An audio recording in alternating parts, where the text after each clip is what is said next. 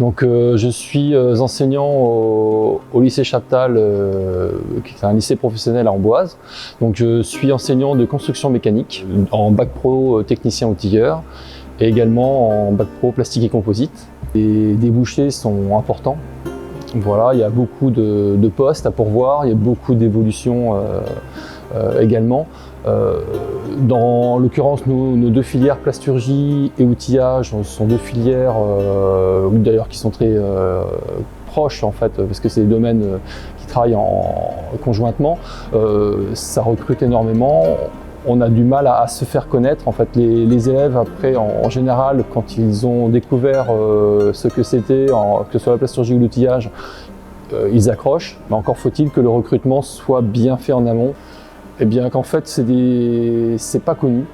Donc en fait, malheureusement, c'est pour ça que souvent ils ne viennent pas, parce que c'est pas connu. Donc il faut vraiment qu'ils fassent l'effort de découvrir. Venir, nous, on peut les accueillir en mini-stage. On a nos portes ouvertes également. Mais voilà, après, on peut recevoir aussi ce rendez-vous pour découvrir le métier. On peut les intégrer lors de mini-stages au sein de nos classes sur une demi-journée, voire une journée, pour qu'ils découvrent vraiment le métier. Il ne faut pas qu'ils hésitent à poser des questions. Voilà.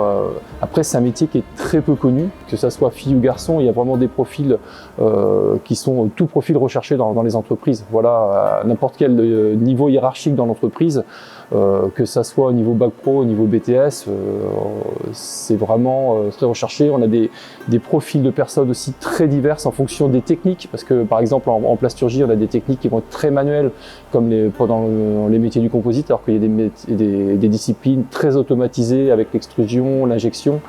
Et là, avec des robots, voilà, donc c'est absolument pas du tout les mêmes environnements. On a des petites entreprises, des toutes petites ou des très gros groupes. On trouve forcément chaussure à son pied, en fait. Voilà. Ça dépend vraiment de son projet. Il n'y a pas vraiment de profil type. Non, c'est après souvent ce qui est maintenant recherché par les entreprises, c'est le savoir-être et la motivation, quoi.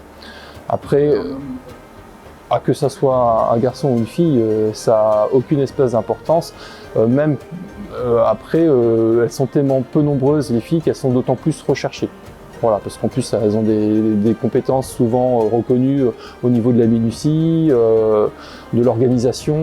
Donc c'est vrai que, sans stéréotyper, c'est vrai que c'est vraiment des profils qui sont très recherchés. Et que ça soit dans le secteur production que dans les secteurs après qualité, industrialisation. Voilà, on a vraiment les métiers sont de moins en moins physiques, donc que ça soit déjà au niveau des réglementations et également au niveau du matériel qui est utilisé. Donc au niveau physique, ça gêne pas du tout d'être une fille dans l'industrie aujourd'hui.